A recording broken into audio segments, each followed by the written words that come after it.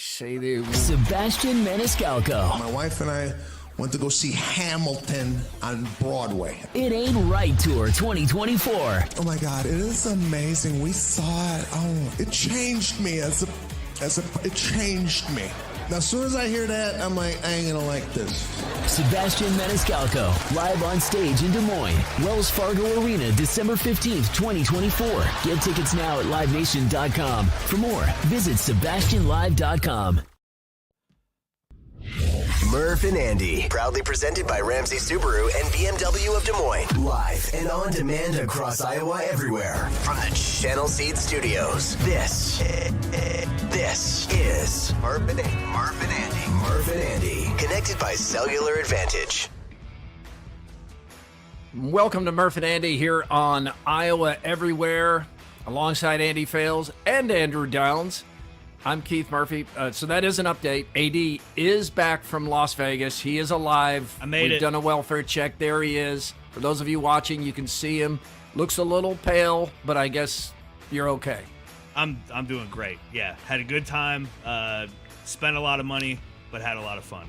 In Las Vegas? Some Christmas lighting you have there in the background? Is that some red tints? I got a little Grinch up on the shelf there as well. Yeah, I like that. I picked up on that right away. Yeah, it's good to know you're okay, and you survived the hangover 4. Andy, happy Drinksgiving. That's right.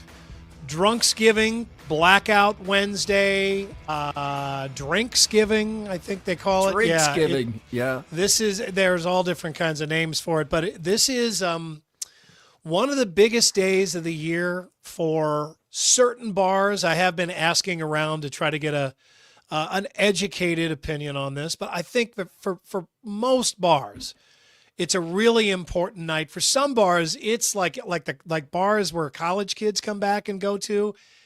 It's one of the biggest nights of the year. I think it's right there with New Year's Eve.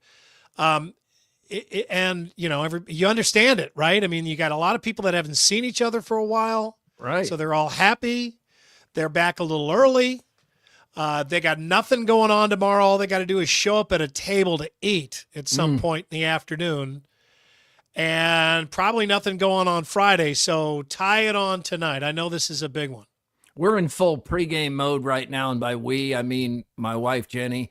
I took a photo just to share of the pregame Thanksgiving, just starting to set everything out. And I don't know how it works, but these various boxes and cans and produce and bottles are all going to come together to create an amazing Thanksgiving, and I'm here for it.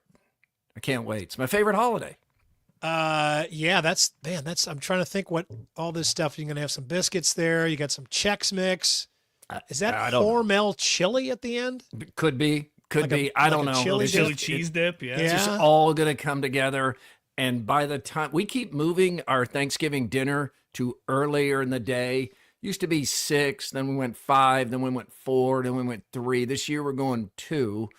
And it's partly so Mark Freund, who's anchoring the sportscast tomorrow night at WHO 13, so he has time to eat with family and can still go in and work. But part of it is our grazing. We all take so much as we walk by the little island in the kitchen or in the dining room there. We eat so much and graze so much during the football games that precede the dinner that many of us were complaining over the years that we weren't hungry by the time Thanksgiving dinner was served. So we're trying to make sure we don't spoil the big meal. Yeah, you move it up there. That makes sense. I am not having a Thanksgiving tomorrow. I've got to work. So I'm cooking on Friday. We're going to a Friendsgiving on Friday and then another Friendsgiving on Saturday. Nice. Yes. That sounds really good. Yeah, it is going to be good. It's always a little sad though, kind of working on Thanksgiving, driving to work and see like all the cars parked out in front of everybody's house, and I'm going to work, but it is peaceful getting in there to the TV station. Well, it used to be like a huge change, but there was like, there was a lot of people in the newsroom, and all of a sudden on Thanksgiving Day, there was like 2 or 3. Now there's never very many people at all in the newsroom. So it's just pared down a little bit, but it's still kind of peaceful. And there's a little camaraderie among the people that work on Thanksgiving. Phones don't ring, emails don't come in. It is kind of a nice day. I worked Thanksgiving and Christmas last year, so you get that feeling. I know exactly what you're talking about, but at the same time, I feel blessed. I know I'm going to have time with the family and a meal with the family and all that. My loneliest Thanksgivings and Christmases were when I was living by myself early in my career and just had nowhere to go. And I'm getting like fast food on Christmas between newscasts. That was like one of those, I'm feeling sorry for myself type moments. But you do appreciate and give thanks at this time of year, whatever the situation. But we know people in media are far from the only ones working on Thanksgiving. So we hope everybody has a time to get together with family and friends. It's a great holiday, I think. Right now, high or low since the last show?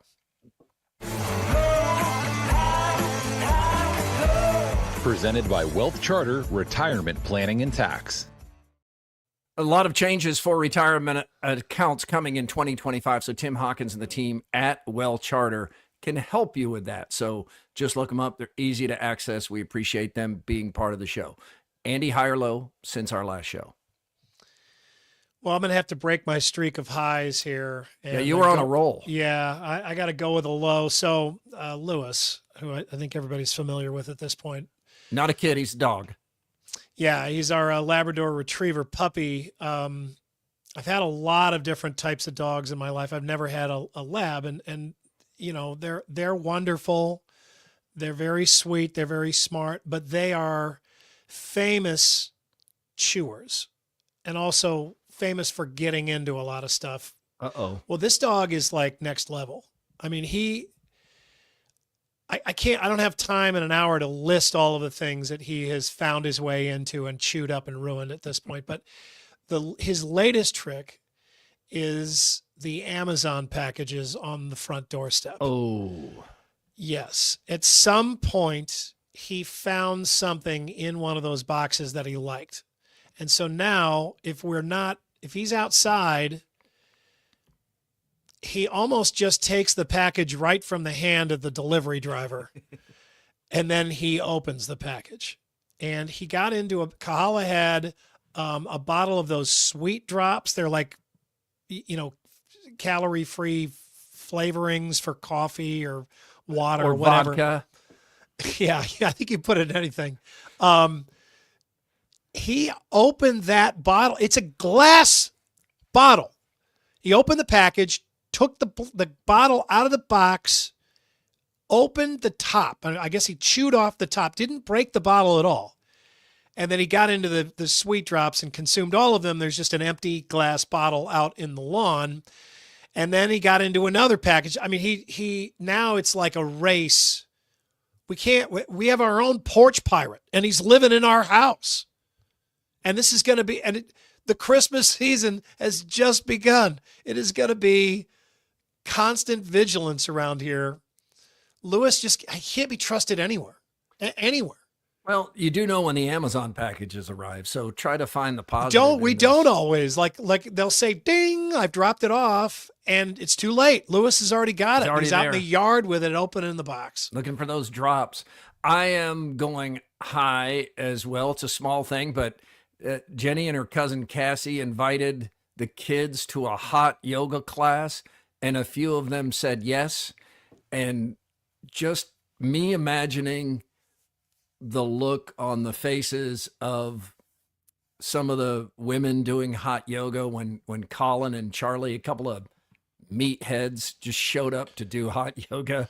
I just got a kick out of it. I just thinking of them. I was hoping you had a picture. Yeah, it's not during the class. It's post hot yoga, but they did it, and they also found it much more challenging than they expected. Oh, I think so. Yeah. They cranked that temperature way up, just sweating profusely, but they survived. I had fun with it. Thought it was kind of a cute thing to do. All right, we Black Friday coming up in just a couple of days. Reminder, the merch store is now open at Iowa Everywhere. AD and AKC Marketing are taking orders, and you order now, you'll get your merchandise in plenty of time for Christmas. A lot of options there. They're good prices and $5 total shipping for everything that you get shipped anywhere in the United States. AD, how are sales going there at the new Iowa Everywhere merch store? They're going well. Yeah, we've done 30, 35 orders or so in a week, so that's really good. And yeah, I expect Black Friday to be a big day. And yeah, reminder, December 6th, so not this Friday, a week from Friday. That's kind of the deadline to get stuff by Christmas, as this is all made to order and shipped out, locally, so it's not Amazon. You're not going to get it the next day, but yeah, we think we put something pretty good together. Had a couple of requests for some other things, and we're certainly going to keep adding to the store, but just wanted to get it up in time for the holidays. And so, yeah, go to iowaeverywhere.com. Right up on top, it says merch. Click on that. Do your thing. Kind of a good point for a reminder here. There are only 3 weeks between Thanksgiving and Christmas this year. Yeah. Wow. Oftentimes we get a full 4 weeks. And so this year you have less time to shop in between Thanksgiving and Christmas. It's a good point. AD, with that orders total, are you counting the order I placed last night? Yeah, that's 6 orders. That's 6 orders worth That of was stuff. a big order I put in. Today's sports and more. The College Football Playoff Committee shows the Big 12 no respect. Jackson Stratton is QB1, not Brendan Sullivan, not Cade McNamara. And the best movie we saw for the first time in the past year, at least up until Thanksgiving. Right now, let's get to the buzz here on Murph and Andy. The Buzz. Brought to you by 𝗀cie Heating and Cooling. All right, the buzz, the college football playoff show was last night in between some basketball. The time varies. I think it was 8 p.m. last night, but the rankings leaked out early here as we see the brackets, the projected brackets. This will change after the results this weekend and then the championship games that follow. But I think the takeaway for many people in the state of Iowa and beyond is the Big 12 is just not getting any respect from the College Football Playoff Committee. Arizona State is 16th. Iowa State is 18th in the rankings, so not even in the 12, although they would be in the bracket in all likelihood. Both Arizona State and Iowa State well behind 3-loss Alabama, which just got routed by a mediocre Oklahoma team. Also, Arizona State and Iowa State behind 3-loss Ole Miss and 3-loss South Carolina. Both of those teams play in a conference with 8 conference games, whereas the Big 12 plays 9. So that's one of many things that just makes this hard to completely feel like there's any best way to do it. So we just buckle up and see what happens. And Iowa State, more than anything, just has to win Saturday night before worrying about this too much. Well, they had a couple of really costly losses to unranked teams, and Yep. there's no doubt that those just killed them. Honestly, I don't mind all this all that much. I think what it's going to say is, hey, how about a 16-team playoff? And I'd be fine with that too. If we just all of a sudden whipped out the 12-team playoff and everybody was satisfied, first of all, I think that's impossible. But second of all, it wouldn't be as much fun. I mean, I would like to see more than 12 teams eventually make the playoff. And I think the way you're going to get there fastest is by having an entire conference of influential teams feel left out, like there wasn't enough room for them. So that would make them, I think it's easier to clamor for more teams in the playoff than it is to clamor for the playoff as it is being reshuffled just to include you. I think the biggest outrage is Alabama, because this does look like the committee is finding a way to get Alabama into the discussion with 3 losses. And they got routed by Oklahoma. They have another ugly loss. They have 3 losses total. And I don't think there's anybody who feels like if you just did blind resumes and Iowa State, for instance, had that same resume, that there's any way that they would still be in this conversation. It is kind of difficult to remove yourself from these big brands, and we're seeing that play out, and it's really frustrating for Big 12 football fans. Kansas State, for instance, seems underrated at 24. The Wildcats are 8-3. They have 3 losses like some of these SEC teams, but they have 2 ranked wins, and Missouri and Illinois are above Kansas State, and Wildcat fans certainly don't think they should be. And here's Kansas State coach Chris Klieman. Other teams can lose in other leagues, and it's that league's really good. We lose in this league, and this league stinks. And I don't understand that. As a conference, we need to get together and figure some things out, because for a bunch of teams to be 9-3 and us not get any of those things in the college football playoff, then we've got to cancel one of these games. I don't care what people say. We then go to 8 games in league play, or stay with 9 but play an FCS or play a group of 5. And I'd say, well, that would hurt you. I don't care. You say what you want. 10-2 looks better than 9-3. And we're going to visit at this year's conference meetings, and because we have to do things to benefit our league for the 12-team playoff, not to just benefit our league in general. And we need to be able to get 2 and 3 teams in the Big 12 or in the 12-team playoff. The carnage that you're seeing is going to allow for 1 most likely. He's right about all that. The last thing we need is to go down to 8 teams. We need the other conferences to go to 9 teams. Really, it should, or 9 games, 8 games, 2 9 games. 10 games would be preferable. The Big 12, despite having 9 conference games, still has like 8 or 9 teams in contention going into the final weekend. And right now at the top, the 4-way tie, Iowa State doesn't play the other 3 teams they're tied with. So some of this is just because the conferences have gotten too big and there aren't divisions. It is a little bit of a mess, but there's no doubt what we thought would happen is happening, Andy. The SEC and the Big Ten are getting preferential treatment. No one more than the SEC.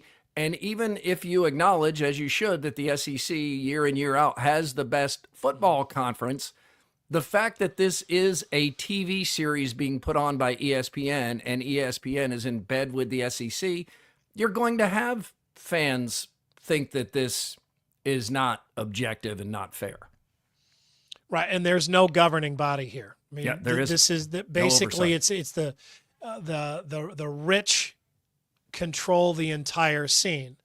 And that happens a lot in the world, and nobody likes it. At least anybody who's not one of the rich doesn't like this. But there's a major conflict there's so many conflicts of interest in here. Right. I'm not sure that you could even list them all, but certainly the fact that ESPN is involved in this, and that you have these the Big Ten and and the SEC with so much control over this whole thing. I mean, they just don't see any problem with it, and they can make an argument for why it should continue to be the way that it is. And we don't look like we have a very strong argument. Iowa State fans don't look like they have a very strong argument right now, because any of those people can say, well, what are you doing losing at home to an unranked Texas Tech team? Mm-hmm. Kansas, you can say maybe a little bit more because it's on the road and it's a team that's, beaten a number of other good teams, but still they were unranked out of the season completely. They were done when they visited that game, and they got smoked in that game. So they really hurt themselves. But I think overall what we're trying to talk about here is what we're talking about here. I mean, let's not lose sight of the fact that we're talking about supply and demand, and the supply is too small to meet the demand right now. And that's a good problem to have when you are talking about TV programs. What it tells me is that you could have more TV programs. You could have more made-for-television events that all kinds of people would tune into, and that the 12-team playoff at this point is not fully taking advantage of the market that is out there for playoff college football. Hawkeye fans are frustrated because they're not in this discussion at all. And Cyclone fans are frustrated because they feel like the Big 12 isn't getting the respect it deserves. And certainly the Big 12 does not seem to have a team that stands out and is a no-doubter. There's just not that team. In fact, if you had to pick the team that you would send into a tournament right now, if you could pick your own team, you might pick Kansas, because Kansas is playing the best football in the conference, but they can't get there. So that's frustrating to Big 12 fans. But just the hypocrisy that we keep hearing of Big 12 teams would be destroyed by certain Big 10 and SEC teams, but then it's also conveniently forgotten that, Notre Dame lost at home to Northern Illinois, that Alabama lost to Vanderbilt, that Alabama just got worked by an Oklahoma team that's as bad as any Oklahoma team has been in a long time. So it's like you just make the argument to win the argument. You're not playing both sides of it. I think that's frustrating to fans. And we have to remind people, Andy, because I get this in my Facebook comments all the time, there is no guarantee the Big 12 champion is even in the tournament. And there is a scenario that could play out where the Big 12 is left out. I think it's highly unlikely. But if you have a 3-loss Big 12 champion, Tulane is moving up. The 5 highest ranked conference champions are guaranteed a spot, and 4 get those first round buys. But it's thought right now, the way things stands, without surprising losses, that Boise State is going to be ahead of the Big 12 to get that 4th spot and the bye. And Tulane, it's within the realm of possibility, if we get another chaotic college football weekend, that the Big 12 could be left out. I don't think that happens, but it is possible. Yeah, and I like to try to believe that the Big 12 teams care about the entire conference, but they only care about how it affects them. If they're undefeated and they get a good seed in the playoff, they're not going to be complaining about the playoff. They're not going to be wishing that there were other teams. They might say that in a press conference, but they don't really give a shit about that. They care about what they've done. Now, the problem is when you do get a loss or two and it's to another good team in your conference, and that drops you down farther than a loss or two does to an SEC team or a Big 10 team, well, then you get ticked off because it looks like, the conferences are not being graded the same. And we know they're not. Right. It's hard for the Big 12. It's probably hard to see the Big 12 unless you're not close to the Big 12. There's bias in all directions. Well, there too. is, most but of the people commenting have some kind of bias. Yeah, and the Big 12, they keep losing out on the top teams, and they just lost Oklahoma and Texas, and the rest of the country looks at the Big 12 and looks down at the Big 12 for that happening. Oh, those teams left because the SEC is a much better conference than the Big 12. They all think that. And then they look at, which Pac-12 teams went to the Big 10 and which ones went to the Big 12. Well, the cream of the crop went to the Big 10, and, the next round went to the Big 12. So the biggest brands. Yeah, it's hard to separate ourselves from that, but I think, in the eyes of the rest of the country, they look at the Big 12, they don't see it on a level playing field with the SEC and the Big 10. And so if people Big 12 fans complain that the playing field isn't level, the rest of the country says, yeah, no kidding. Let's get a quickie poll from 𝗀cie Pools and Spas. AD? Should the Power 4 conference champions be guaranteed a spot in the college football playoff? Yes or no? Reminder, they aren't. I thought for a while that they were. Yeah, I think a lot of people still think that. Mm-hmm. I read constantly that all Iowa State has to do is win these next 2 games and they're in the playoff. Probably true. Probably, but not guaranteed. You are passed right now in these rankings by Boise State and could be passed by Tulane if we get some kind of chaos where, say, BYU ends up in the championship game or some other team with 3 losses. Colorado doesn't have a ranked win, I don't believe, and could still be the Big 12 champion. They're at 25 right now in the rankings. So What do you guys think? Should the Power Four be guaranteed a spot? I don't think so.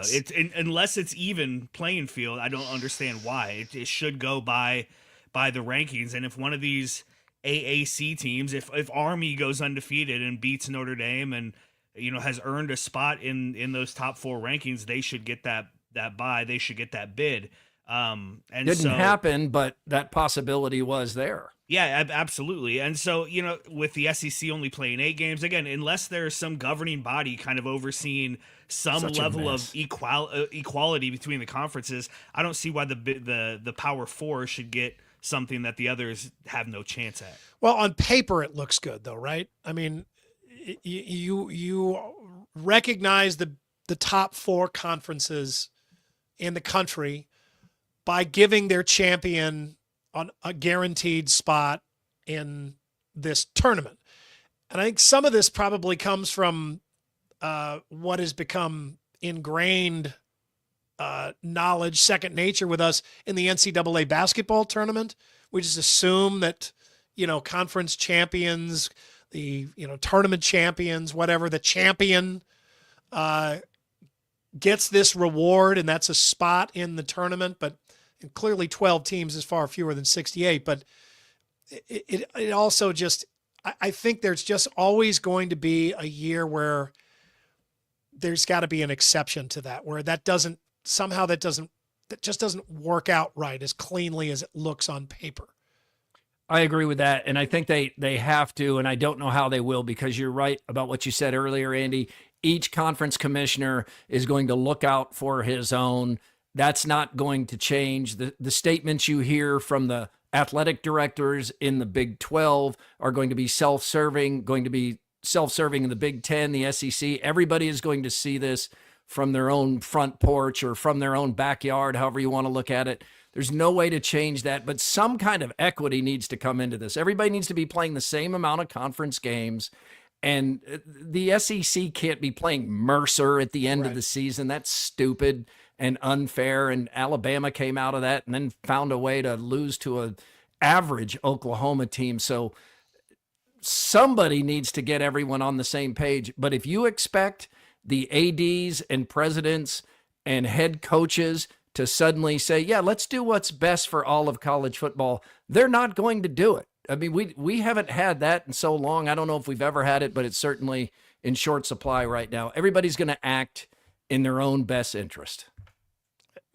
Yeah, golden rule right there. Yeah, And what is the line? You can't expect a man to understand something that his salary depends on him not understanding. Right. So, I mean, the SEC, the Big Ten, I mean, they're not going to see a problem with the status quo here. It's going to be those who get left out, right? I mean, they may get some grief from squeaky wheels in the conference, an Indiana here, or Mississippi State there. But for the most part, the bigs in that conference are going to get enough benefits of the doubt, like Alabama, like we're talking about right now. They're going to get enough benefits of the doubt for them to say, oh, okay, well, maybe it's a good idea to just keep quiet, because eventually this is going to come around and benefit us just living in the Big Ten or the SEC. I still think this is better. I still think this is more exciting. We need to let it play out. We got to let it play out. I mean, we haven't seen this before. We want to see how this looks. Does it feel like too many games? Does it feel like we could add a couple of games, a few games? Could we add 4 more teams? Does this year feel like we saw everything that we really wanted to see? And we won't really know that until we go all the way through it once. And I do not believe there will be a team outside this bracket capable of winning the college football playoff. That's not the case in the past. So that's not nothing. Other hot topics. Kirk Ferentz says that Brendan Sullivan, Cade McNamara, and Marco Lainez are all practicing, but the Hawkeyes are rolling with preferred walk-on Jackson Stratton. They're sticking with Stratton, and I think they should. I think this is a good call, and I'm sure Cade McNamara doesn't like it. If Brendan Sullivan's ankle is healed enough, I'm sure he doesn't love it either. And Marco Lainez still has a big cast on his non-throwing hand, so he's probably emergency only. But yeah, Jackson Stratton has done a nice job of not making mistakes. Well, it says there should be a deep bench for the Nebraska game, right? There is a deep bench. Yeah, in case somebody gets frostbite. You put all three of those other guys together, you might be able to build one quarterback like Frankenstein. One elite quarterback. Well, I mean, but it was not very long ago that Iowa really didn't look like they had a single option this good, as good as any of these four. I mean, it really looked like that. What was that? Nebraska, was it 2 years ago where it just like the wheels came off and everybody was getting hurt, and we're watching the game. We're like, oh my God, if Cooper DeJean just can get a punt return here, maybe we can get some points. Because and then he got or hurt. An interception, a pick six, and then he got hurt, and you're like, all right, well, we're dead. I mean, last year Deacon Hill led Iowa to a win over Nebraska. That was so. We need to.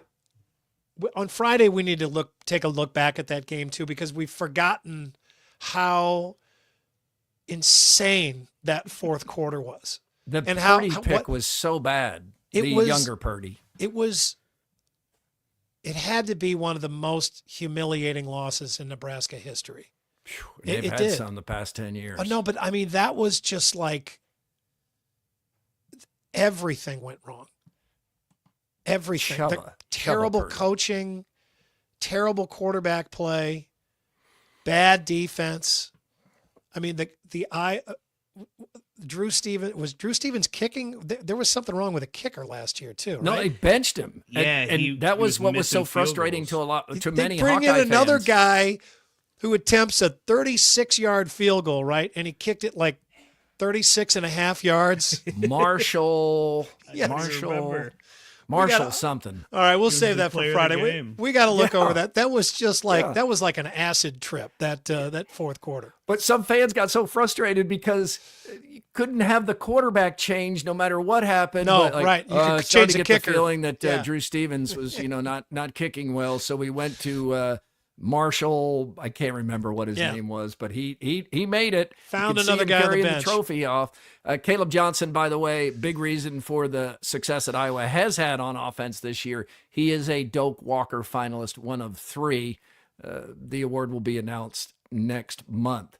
We didn't see Jackson Stratton coming. I mean, we didn't see the guy was at fifth string at one point. They moved a quarterback to receiver, which moved him up to fourth string. He was on the scout team at one point playing linebacker. He moves all the way from fifth string to QB1, but Jackson Stratton himself says he's not surprised.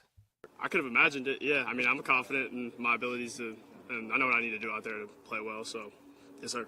Being confident in yourself, knowing what you got to do out there. I mean, obviously it's a little nervous like right before the games, but other than that, after the first play that goes by, you just got to be locked in to what you need to do. I mean, it's been great. Just a lot of help from the guys, a lot for the O-line, Coach Lester, receivers just all helping me out, bring me up to speed, and it's been good. Yes, sir. Says yes, sir, a lot. Really appreciate that. And a young college student, you don't hear that very often. Thank you, Blake Hornstein from Hawkeye headquarters, for that video. Yeah, he's a likable interview, and this is a really unlikely story. Yeah, it just kind of tells you if you just keep showing up for work, you never know what's going to happen in front of you. You might just end up with the starting job. I feel like he does give them their best chance to win the game on Friday, but it's not Friday yet. So we could be proven wrong at this point. I mean, we've hardly seen anything from this guy yet. I mean, he's just getting going. He does have a big arm. Grimaldi's fan photos continue to come in to Murph_Andy at iowaeverywhere.com. Each Friday, we pick a $50 gift card winner for the Grimaldi's fan photo. What do we have here, AD? Here's a couple of our past winners. This is Tim, who won a couple of weeks ago. That's he and his wife celebrating out at Grimaldi's. And then last week's winner, Angie, they went, and there's the son who is now a Bulldog fan. And he's now a Grimaldi's fan as well. That's some really good cheesecake he's smashing snacking on there. some cheesecake there. That looks like the Ankeny location, also a location in West Des Moines.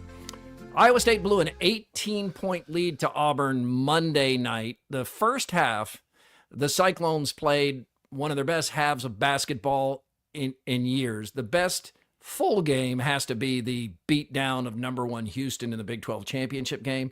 But for 30 minutes, or for first half, the Cyclones showed how high the ceiling is for this team. They were fantastic. Offense, defense, sets, fast breaks, traps, all of it. Leading by 16 at the half, Auburn, a really good top 5 team, comes all the way back and wins that game at the Maui Invitational. Yeah, it's through the first half when Iowa State was shooting the lights out. I mean, they were hitting threes at a great clip. But the whole time I was watching, I was thinking, man, Auburn is really good. Yes. It was a high, that first half was a frenetic, high level basketball game, really early in the season, really entertaining, massive defense being played. Auburn has everything. I mean, that is a team that could be in the national title game. Lots of size, speed, defense, shooting. And Iowa State was they couldn't miss. And they were forcing a bunch of turnovers. So they built that big lead. It was very surprising. It should have been surprising to see them build that big lead on a team as good as Auburn. And not surprising to see them cough it up in the second half, because they started the half just as cold as can be, and Auburn heated up. And, to think that, since they're leading at halftime, they should have won that game, just thinking that is not giving Auburn any respect. I mean, that's a really good team. You had a great half, but you had to have another great second half to hold off. You knew that a run was coming from that team. And then they just went cold. I mean, for 5 minutes, went completely cold, then looked desperate. And then you can feel, college basketball, you forget the way that momentum flows in those games. Game of runs. Yeah. And you can be down by 9 points. But when you have the momentum flowing, and at least some of the crowd, as they did then, behind you, that 9-point lead is not a real big lead. That deficit is not a big. So they swung back, and I was actually pretty impressed with how Iowa State was able to just kind of stay with it. I thought for a moment there, I think Auburn went up by 6 there in the second half, and I thought this game is over. But Iowa State found another gear and kept battling, and then clearly had a shot to win at the end, which they blew, and then a shot to at least send it to overtime with some defense, and they blew that too. Nice to talk about college basketball a little bit at this time of the year, because usually the games are more like Iowa's win over USC, not USC from the Big Ten, USC upstate. I've never heard of that school. Yeah, Iowa beat USC upstate, the Spartans 110-77, and that's enough time spent on that. So back to Maui, where there is more interesting games. In that final game against, in that final possession against Auburn, 𝗙cie𝗰𝗶𝗹 turned the ball over, and then predictably, Iowa State looked like it had a little bit of a hangover in Tuesday's game, not a alcohol-fueled hangover, but a hangover from blowing an 18-point game against 18-point lead against a really good team. So Iowa State comes out not at its best, and Dayton gets ahead of Iowa State by quite a bit. But in the second half, it really gets interesting, where in the final minute of the game, 𝗙cie𝗰𝗶𝗹 goes up for a layup, and he is just absolutely hammered across the nose. I believe the Dayton Flyer was attempting to make a block, but then he came down with both arms. Yeah, it was a weird looking play. He came down. I mean, it's one of those plays where, I hate to use the hockey term, but you may not have intentionally hit somebody with your arms like that, but you have to be in control of your body. I agree with that. You have to be in control of your stick. You have to be in control of your body. And if it hits somebody like that, it doesn't matter if it was intentional or not. You were not controlling your arms the way that somebody who owns those two arms should know how to do. The officials agree with you and moved it to a flagrant 1 foul. The intent might have not been to essentially punch 𝗀cie 𝗰𝗶𝗹 in the face, but that's what's happened. There was blood everywhere. At one point, TJ Otzelberger has to hold 𝗀cie 𝗰𝗶𝗹 back, which is probably smart because 𝗀cie is a really big, strong dude. But yeah, Gilbert, but 𝗀cie 𝗰𝗶𝗹 is from Vashon High School in St. Louis, scrappy. and when you hear that from somebody in St. Louis, you're just like, oh, okay, well, hi, how are you doing? Please don't punch me, or man, that's a tough school. he's a tough guy because he not only makes both free throws with blood still on his face, the next time he gets the ball, he drives straight at 𝗀cie and lays it off the glass for another 2 points. Gilbert scores 5 straight points, ends up with 24, and Iowa State wins that game 89-84, getting ready to play again against Colorado, which of the possibilities there, that one was one of the least attractive because Iowa State is going to play Colorado twice in the Big 12 Conference. Yeah, right. You almost wish that they could flex out of that and just decide to play, because what difference does it make? Play UConn anyway. We want to see what we look like here. Well, I mean, that happens in these tournaments. I mean, they don't necessarily work out the way that somebody drew it up. Confluence is the official beer of Murph and Andy.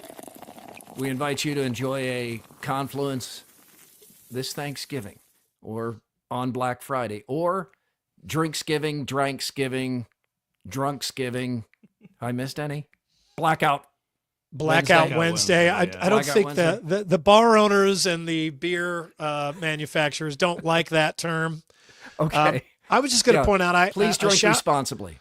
A shout out to John Martin and Confluence for only dealing in tall boys. I just think that's great. That cuts down on the trips to the refrigerator, and that adds up throughout the year to more time with family. Yeah, there's one thing we need too. It's fewer steps, less exercise. Yeah. Let's get some more on Murph and Andy here on a Wednesday. But wait, there's more from Either Or Eatery and Patio. Either Or, now known as Tinsel for the next month until the end of the year, actually. Tinsel, and has a special menu items, cocktails. It is all decked out. Scott 𝗙𝗍𝗍 still doesn't think there are enough Christmas decorations in there, so he just wants more. They're adding more and more. He wants it to be a kind of a cozy atmosphere where the decorations are just right above your head as you're sitting at the table there. I like it. Yeah, he can't get enough. So they're still decorating over there. We went on Saturday, and I cannot recommend the pot roast sandwich enough on this grilled bread with a cranberry compote and a mashed potato spread on the sandwich, and then you dip it in gravy, and it's amazing. All right.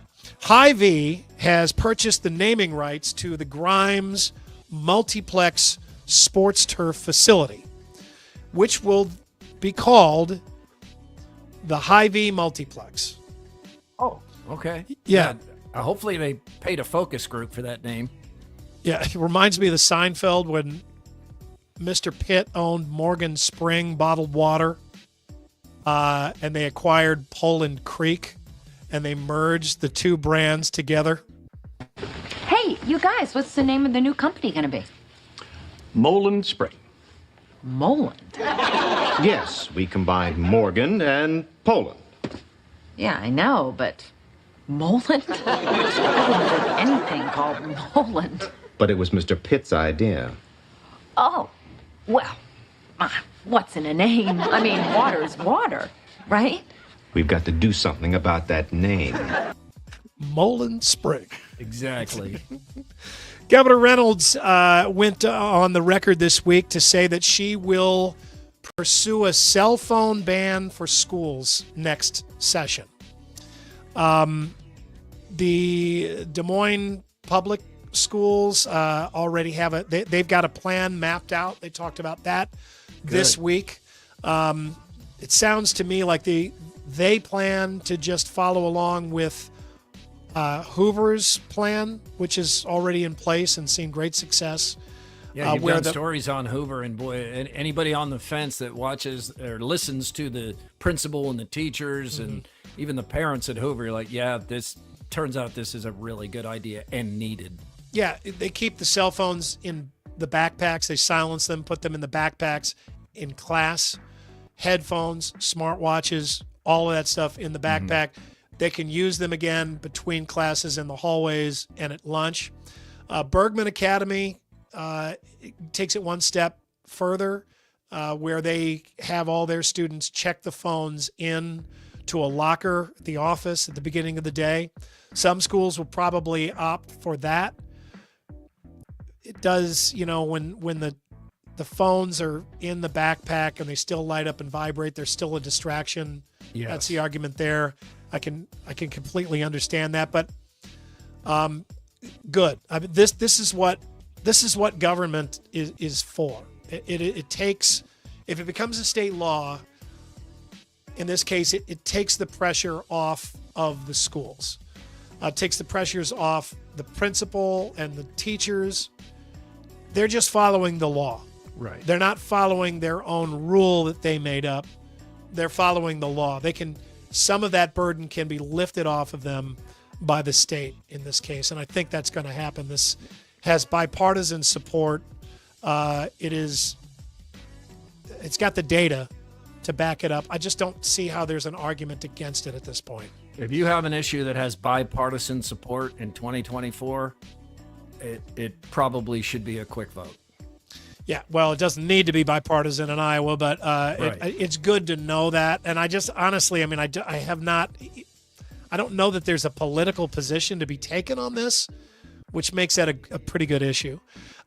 Rest in peace to Jim Abrahams, the writer of the Airplane and Naked Gun movies, but also underrated comedies like Top Secret and Ruthless People. Really funny. Clearly a funny guy and a creative genius. He was 80 years old, and along with the Zucker brothers, Abrahams created some of the most memorable movie lines and scenes in history, like this. I flew with Stryker during the war. I'll never forget the night we bombed Macho Grande. Stryker was a squadron leader. He brought us in real low, but he couldn't handle it. Buddy couldn't handle it. Was Buddy one of your crew? Right. Buddy was the bombardier, but it was Stryker who couldn't handle it. And he went to pieces. Andy went to pieces? No. Andy was the navigator. He was all right. Buddy went to pieces. It was awful how he came unglued. Howie came unglued? Oh, no. Howie was a rock. The best tail gunner in the outfit. Buddy came unglued. Andy bailed out? No, Andy hung tough. Buddy bailed out. How we survived was a miracle. Then Howie survived? No, afraid not. We lost Howie the next day. Over Macho Grande? No, I don't think I'll ever get over Macho Grande. Those wounds run pretty deep. United Airlines passenger caused chaos on a flight from Austin to Los Angeles. You got to watch the video here. I'll just describe it to you. He's standing on his seat, furiously kicking the back of the seat, really just trying to destroy it. There's nobody in the seat. There's nobody even in the next seat. So I don't know what he's so angry about. Probably because he can't get it to recline or something, but he's just freaking out on this seat. His name is 𝗙cie𝗰𝗋𝗶𝗹. No, I'm sorry. That's the guy that recorded it. 𝗙cie𝗰𝗋𝗶𝗹 recorded the incident. The guy ended up, the flight attendants did not intervene, but several of the other passengers did. They ended up zip tying the guy. Jeez. Landed. That would be frightening to watch. Yeah, you don't know what this guy is on. I mean, he's Right. not armed. I guess that's the one good thing. You hope. Well, I mean, he's got to get it through security, but I don't think he's armed. But so they wrap him up, they zip tie him, and then the plane lands in Los Angeles, and the federal marshals are there waiting for him as he deplanes.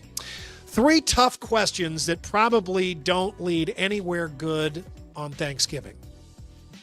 I don't remember exactly where I saw these, but I wrote them down. Okay, ready? 3 tough questions. So, what do you think of Donald Trump? Now, yeah, that's not going anywhere. That's not going anywhere good. You're not having a nuanced conversation at Thanksgiving. You may have that conversation, but the people around you don't want to hear that conversation. Just don't ask that question. You're still breastfeeding that baby? Don't go there. Yeah. Same thing. Whoa, you're pregnant again? Or conversely, you're still not pregnant, huh? Still not married. Yeah. And I mean, because you just don't know what the story is there.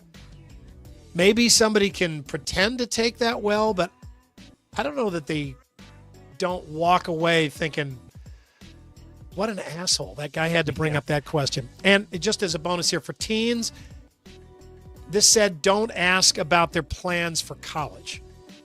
Like, Really? hey, what are the Okay. plans for college? I've asked that question. That's a pretty common question. I certainly got that question a lot. But yeah, I mean, it may lead you into a really, see, I mean, think of you could be selfish about this and think of yourself only and just be like, that could lead you into a conversation that's a lot messier than you thought when you just made your offhand remark, your offhand question. From People Magazine, a husband took to Reddit to share his frustration with his wife. Okay, let's lean in on this conversation and see how this goes. So he kept finding his wife's hair in his meals. And so he went to, he told her, I keep finding your hair in my meals. Would you please from now on start wearing a hairnet while you're cooking my food? Tough ask, but I get it. She didn't like to hear that. An argument ensued, and the man, doing what any decent human being does is in a relationship, he takes it to Reddit and throws it out there. Yeah, what can go wrong? Yeah, Just gets go to Reddit. everybody's feedback. Well, Yeah. it doesn't go well for the man. I was looking in on that conversation. There is an avalanche of backlash against him. First of all, just everything from like, well, you could make your own meals. Right. Or, you could just be thankful. Or how about you pick the hair out? There's probably not more than 1 or 2. But then he starts talking about how his wife sheds a lot. Ooh. Wrong word for that. Anyway, it didn't go well on Reddit. And I get that. I wish him the best of luck at Thanksgiving. Hair on food or plates, drinks, that freaks me out a little bit too. Yeah, but I know mean, not if you're to at go a to restaurant, if you're at a restaurant, it's one thing. If you're at home and you know it's your wife's hair, that's different. Yeah. Totally different. All right, that's your more, everybody. All right, thank you, Andy. Well done, ladies and gentlemen. It is time for Mr. Movie. It's time to go to the movies with Mr. Movie, Mike Woody, presented by P&P Small Engines. There he is, Mike Woody, Mr. Movie, presented by P&P Small Engines. What's Jeff and the gang up to here as we approach Black Friday? Jeff's got that big Black Friday sale going, so he's probably home taking a nap right now, if you want the honest truth. Okay. Got to rest up. He's going to be selling, kind of everything still at this point. Blowers and snow blowers, leaf Even blowers. the grills, they're all on sale. Oh, yeah, that's right. Yeah, the grills as well there, the Green Mountain grills. Battery-powered snow blowers, traditional snow blowers. The Green Mountain grills are on sale, so check out P&P Small Engines. Thank you to Jeff and the gang. They also over have there. Green Mountain grills there. Yeah, I said that. So did I. So I was the second reference? Yeah, that's all right. Yeah, but that's I'm okay. managing Jeff a wants lot as here. many references to Green Mountain grills as possible. Hang on. Has anybody mentioned the Green Mountain grills? No, I. They have sell them Green at Mountain P&P. grills at P&P Small Engines. Tell Jeff you heard it here. Again, a reminder, Green Mountain Grills. Out of the box topic, we're all picking a movie we're thankful for. Not the best movie or your favorite movie that you saw for the first time this year in 2024. And I'm going to start with a movie that I just went to with the kids that I had no expectations for whatsoever. It's called The Bike Riders. Austin Butler and Tom Hardy are the stars of this. It is based on a book, a famous photo album book that was made in the 60s about a Wisconsin biker gang and the kind of the culture that existed within that gang and the way people just want a sense of belonging. And that's what often leads people to a gang or various kinds of gangs. In this case, it's motorcycles. But I knew nothing about this culture.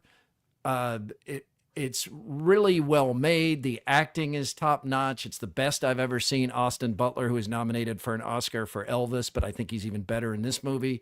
It's a perfect movie for Tom Hardy. If the subject matter sounds interesting to you at all, I think you will enjoy Bike Riders, which is streaming on some platforms right now. Mr. Movie, remind me if you agree with that assessment or not.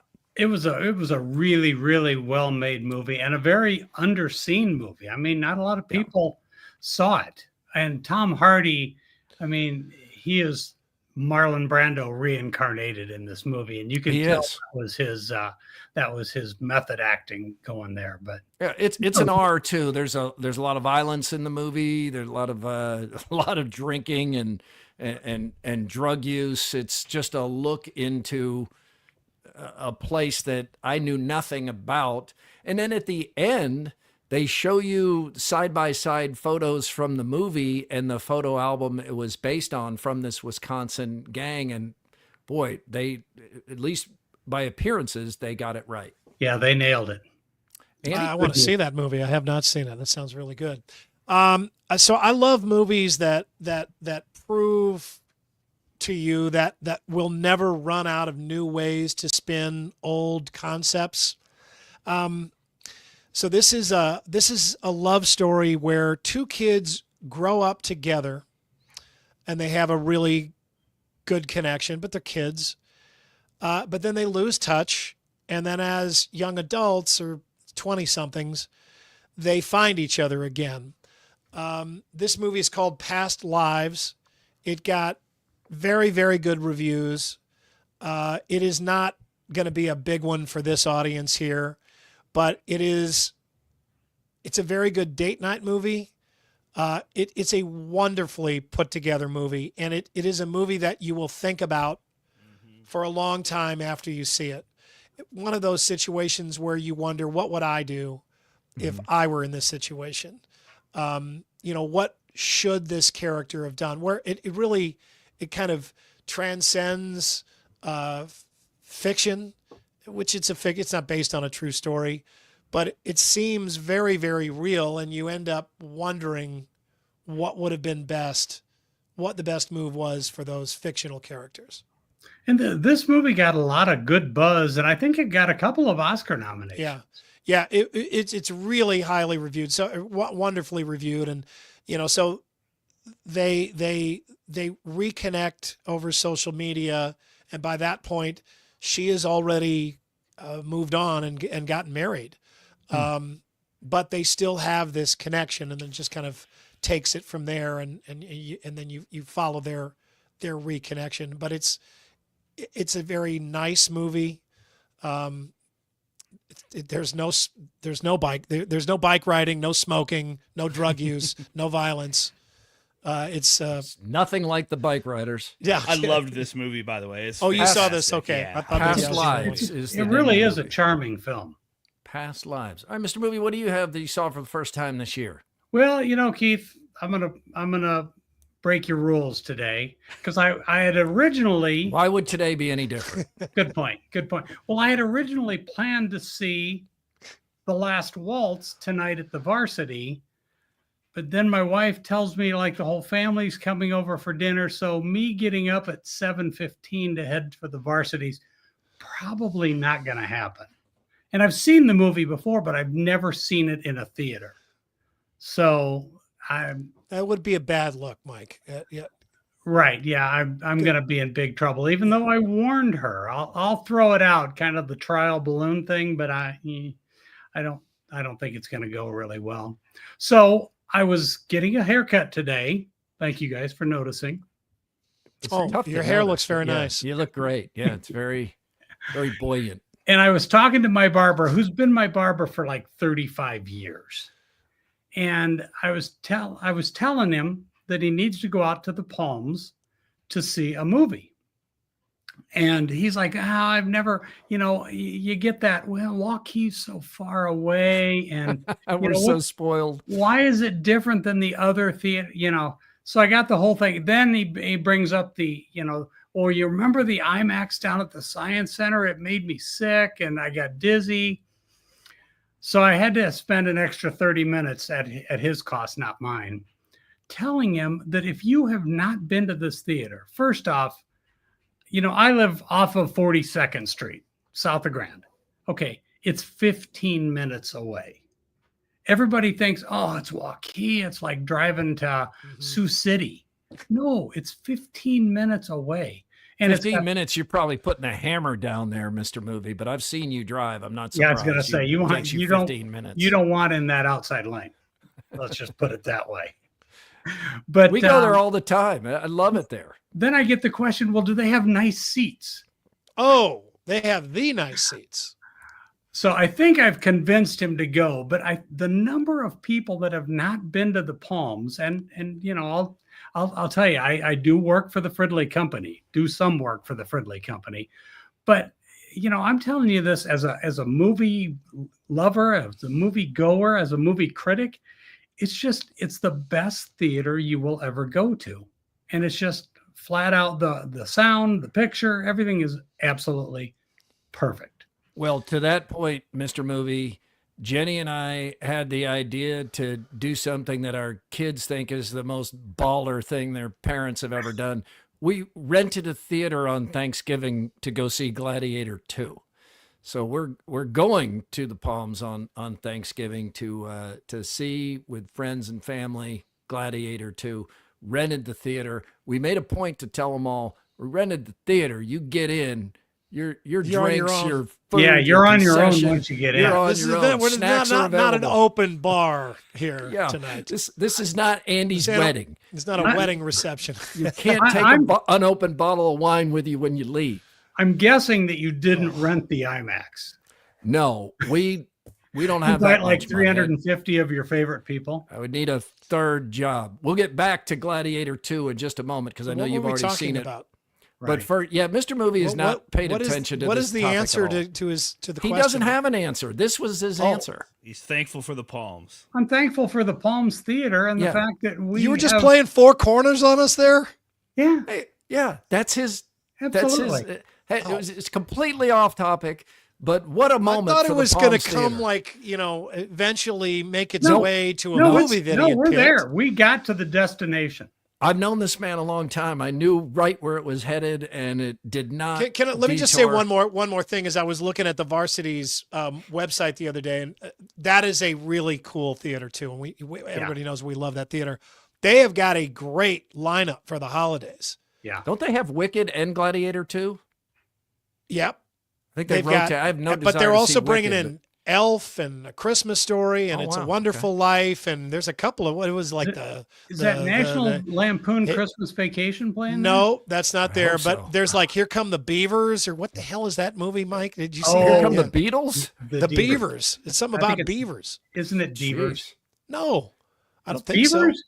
Beavers? There's something about maybe it's a family. The Sounds Beavers like or you've been something. watching a different channel. Yeah. Yeah, here This comes the Beavers. is not one you want to bring the family to. I don't dope. remember the name of it, but anyway, they have a bunch of some of these movies only play one day, Yeah. but they're like a Saturday, and Elf is playing on a Saturday, and Christmas Story's playing on a Saturday, and one of the Saturdays in December. Check out the Varsity's website, and Yeah. you And can I'm find some guessing good plans for the your family. last waltz will be back because it is completely sold out for tonight. Yeah, that's a All good theater to play that in. Yeah. AD, a movie you saw this year for the first time.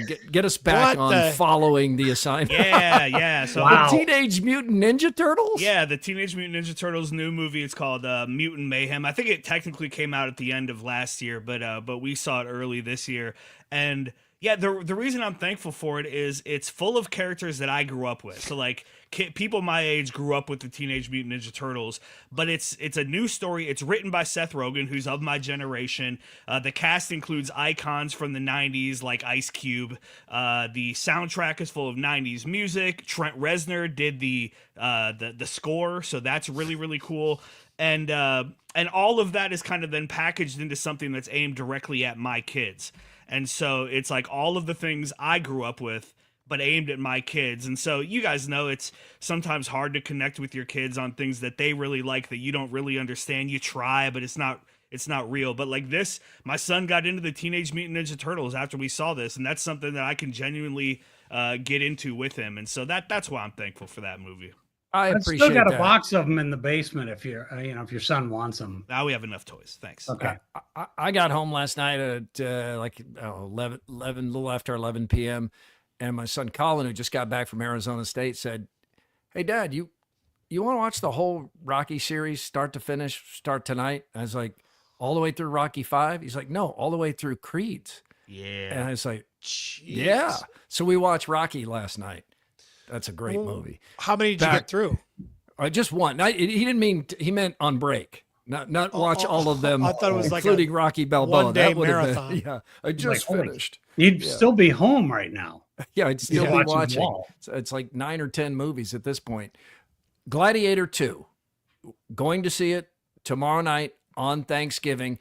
Mike, this is a important review for so many people because I would say I've gotten the feeling over the years that this is a top 5 movie for many of the people listening and watching right now. Yes. Including me. Russell Crowe is perfect in Gladiator. The speech is unforgettable. The other characters are well played. Ridley Scott's direction is awesome. It's one of the most beloved movies of all time, and it won Best Picture. So this is tough to have a sequel. What did you think? I thought it was awesome. Really? Sue did not like it as much as I did, but I think her expectations were a little out of whack. I thought it was great. Denzel Washington steps in as this guy who's just kind of making deals with both sides, the slaves and those guys, and then the power people. Connie Nielsen's back. She's the only one back. She's the only one back. But this movie is tremendous.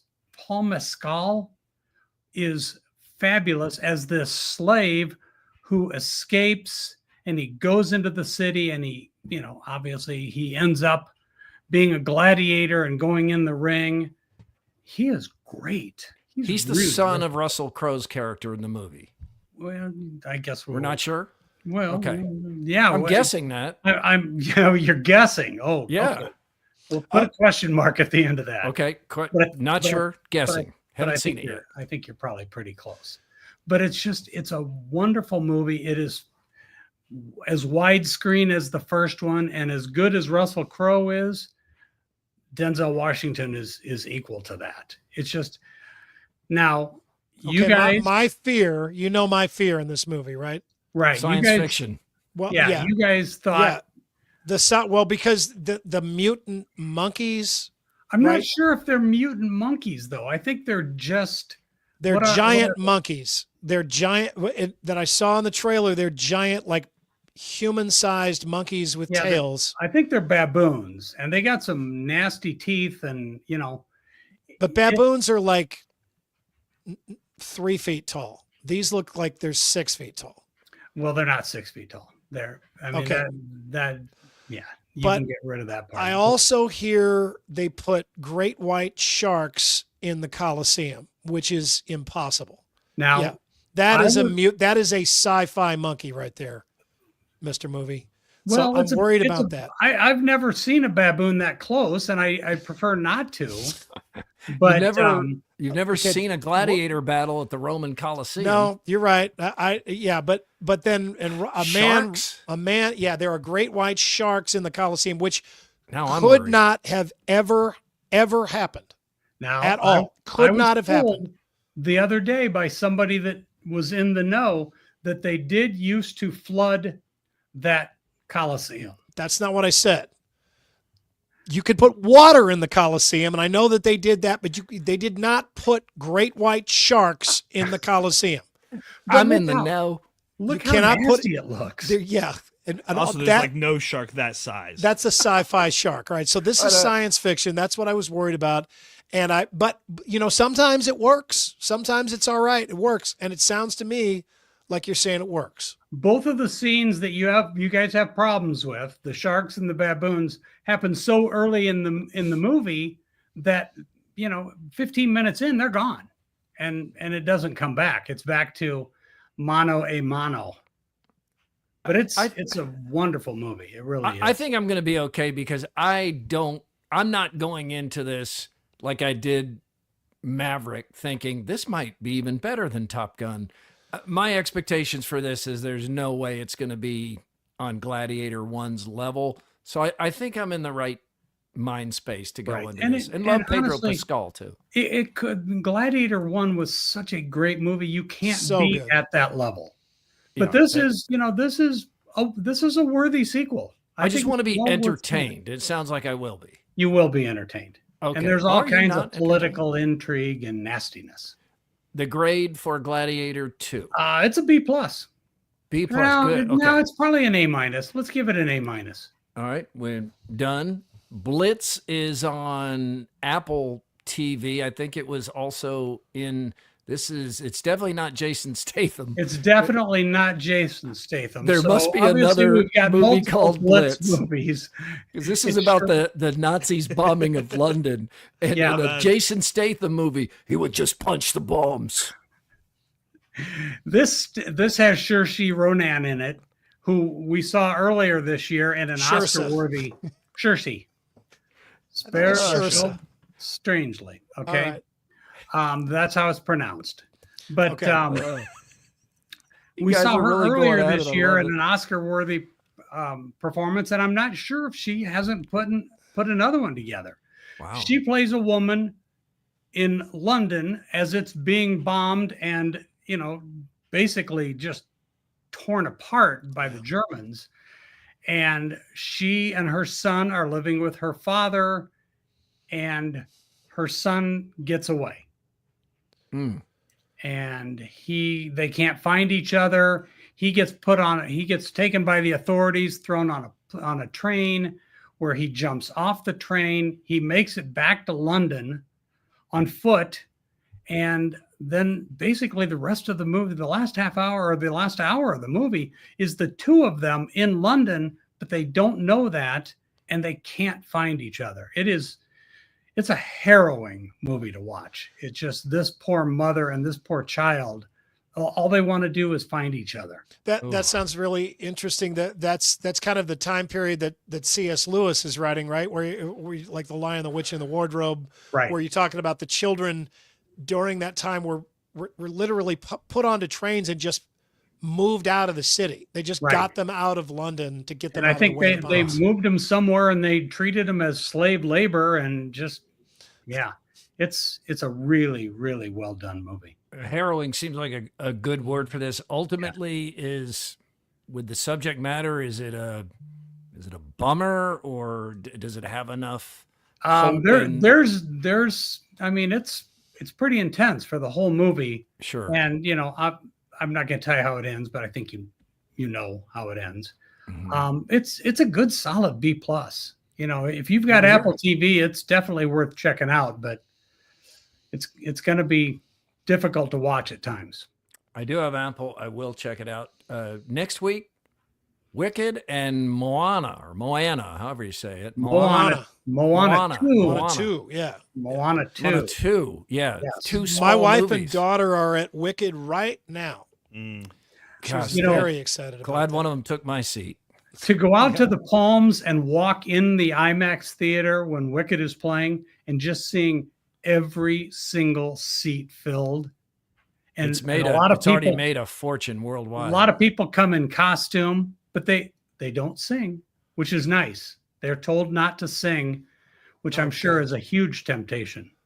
Gosh, does 𝗀𝗃𝗃 know this, Andy? She's always belting out tunes. Yeah, I don't think they wore costumes or anything, but they were. Elon was really looking forward to it. So my mother-in-law went out. They all went out there together. So yeah, I'm taking I'll get a my full mother-in-law and my sister-in-law and my wife and my sister Friday morning. And as we're together with a bunch of family over the next few days, and maybe you're thinking about old times, give the new 𝗀𝗵𝗃 Ramsey documentary series on Netflix a look. Really? I'd forgotten what a just circus ape shit story that was. It was like, you're just like, and I think a lot of people have forgotten about that, and then many people aren't old enough to remember it. But in the 90s, when that happened, just how crazy that situation was. So have we ever determined who killed her? No. No. Yeah, and the producers of this series think this could lead to an arrest. So, and another thing to point out is, like, I think some of the most popular podcasts in America right now are these true crime podcasts. Yeah. I mean, there was a lot of them. Some of them are really, really well done, and they're riveting. And so clearly we have a real appetite for this kind of stuff right now.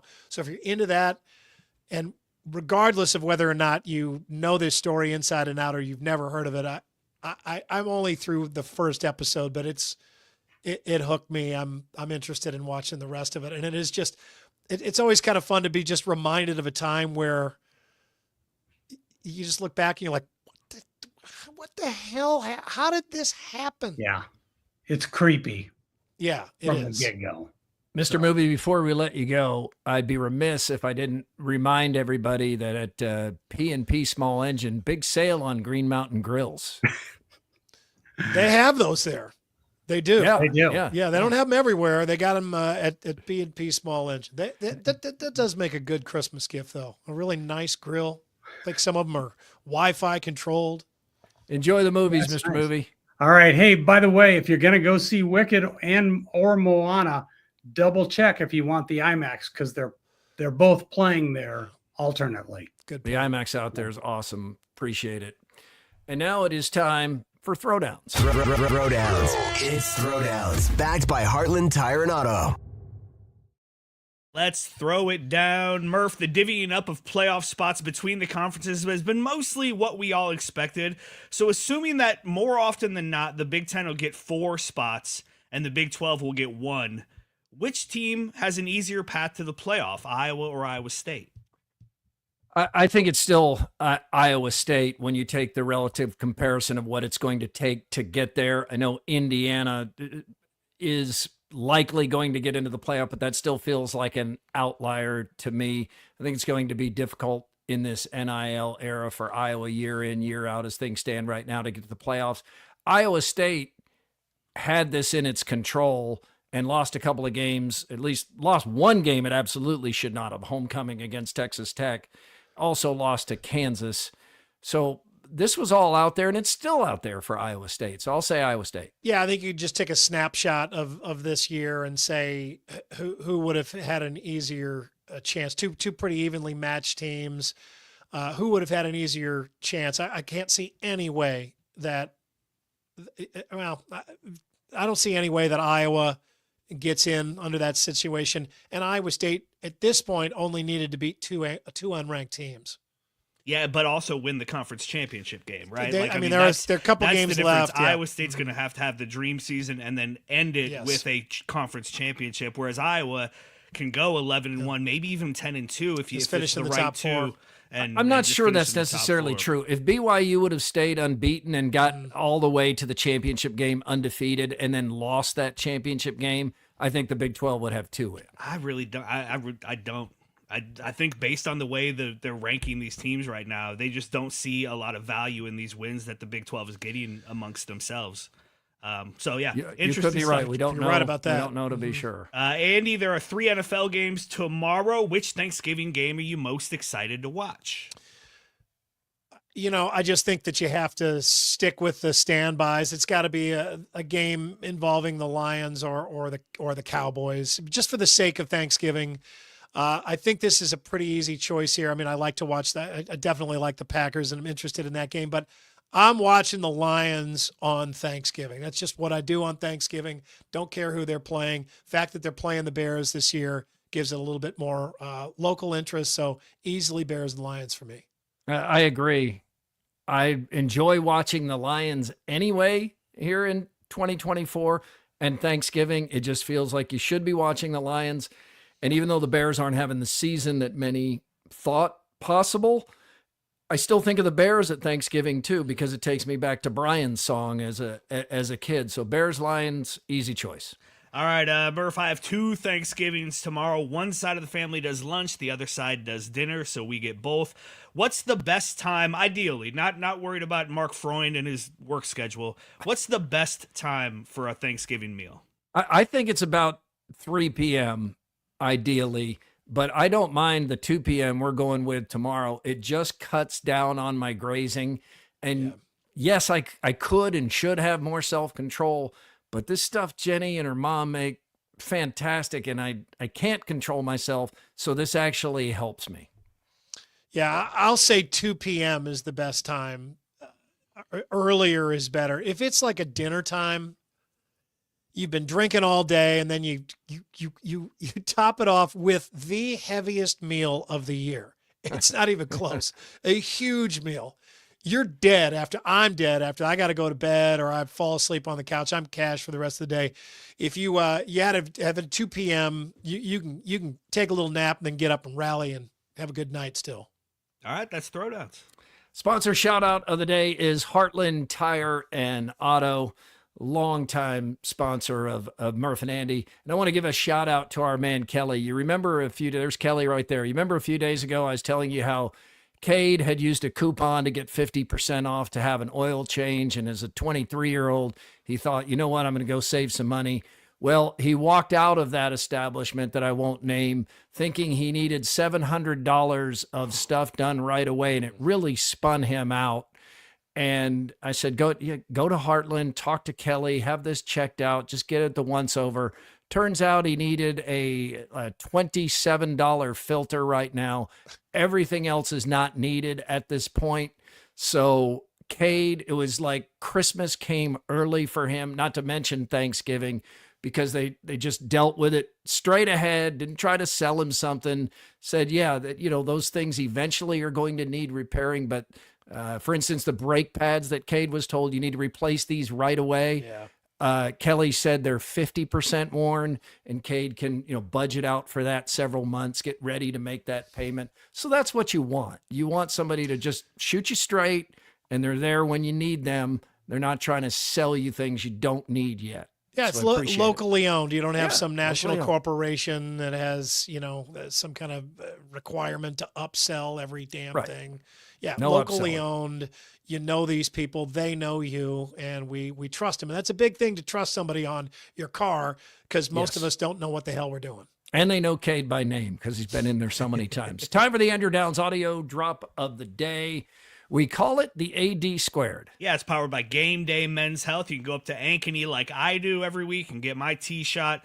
You can also go out to West Des Moines, or if you're on the eastern side of the state, North Liberty. I know that's where Scott Docterman goes from Legends and Listeners here on Iowa Everywhere. And yeah, man, this helped me out a lot in Vegas. I wasn't tired, even after the time shift, even with the crazy, hours that we kept. I really kind of felt pretty good the whole time, other than when I got the bill for dinner. Thanksgiving, speaking of dinner, is tomorrow. And Andy, you brought this up a little bit more. Some of the awkward questions that will come up, some of the awkward conversations. I have aunts and uncles coming in from all over the place, and all I've seen from them over the last year is Facebook stuff. So there's some topics I want to avoid. And if you have that as well, Leslie Jones and SNL are here to help. Leslie Jones will come to your house and politely interject when the conversation becomes political. I'm just thankful that Roe v. Wade was finally overturned. That's the conversation you want to start right now at this table while everybody's happy during Thanksgiving. While we trying to be happy. You know what? Have some dry-ass turkey. And shut the up. It's insane. The way I see it is your generation are all a bunch of lazy socialists. Who is you calling lazy? You can't even bring proper pie to Thanksgiving. And stop kissing the kids in the mouth. That's nasty. They don't like that. Plus, Leslie can help prevent annoying conversations before they even begin. Try that MAGA shit. And I'll tell everybody in this room that you use Nana's Wi-Fi to jack off. And if that doesn't work, Leslie goes back to basics. I'll just say, these transgender people. I just. Can I have some stuff? I feel Just start screaming. Just start screaming. All else fails, Quickie just poll start results presented by WCI Pools and Spas. Should the Power Four Conference champions be guaranteed a spot in the college football playoff? Yes, says 77%. 22% say no.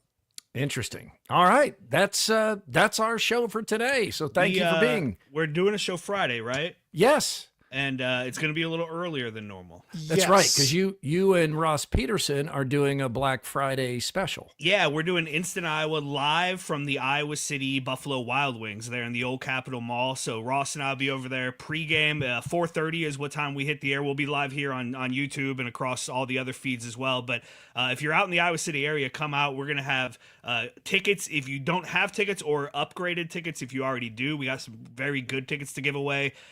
There's a cool cooler we're giving away. Bud Light's going to be there with neutral, with samples and giveaways and all sorts of fun stuff. So Ross and I will be there at 4:30, also here on Iowa Everywhere. So I need to leave before, we're pushing 2:30 right now. Yeah, I have to be out the door on too. Friday by then. So we're going to do our show at noon on Friday. This show will be at noon on Friday. Then you have Instant Iowa pregame. You also doing a postgame Instant Iowa? Yeah. All Coming right. back and doing Double. the postgame with Hassel. So and Hassel wasn't on last week. Ross and I did the postgame for the Maryland game. So it'd be good to be back with Chris as well. All right. So yeah, It's a you're busy day for Andrew. Ross Man. Yes, and it is. Chris Yes, it and is. Buffalo Wild Wings.